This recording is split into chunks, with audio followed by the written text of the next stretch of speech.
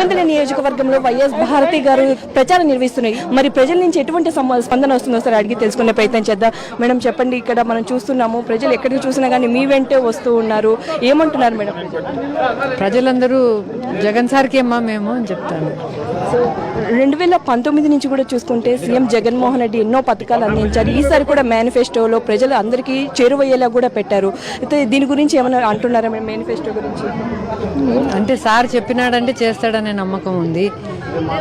సంతోషంగా ఉండారు ప్రజలు ఉండే పథకాలతో. మనం చూసాం మేము 2019 ఎన్నికలు కొంచెం డిఫరెంట్గా ఉన్నాయి. 2024 వచ్చేసరికి మరింత కూడా డిఫరెంట్గా మారాయి. ఇక్కడ కొంచెం రాజకీయాలు కూడా ప్రత్యర్థులు చాలామంది నిల్చున్నారు. దీనికి మీ స్పందన ఏంటి? మొన్న జగన్ గారు కూడా ఆయన స్పీచ్లో చెప్పినారు కదా, పులివెందుల నా బలము, పులివెందుల ఇంతవరకు నన్ను నిలబెట్టింది పులివెందులనే అన్నాడు కదా. సో పులివెందులు ఎప్పటి నుంచో ఉంది, మా కుటుంబానికి పులివెందుల గారికి ఉంది.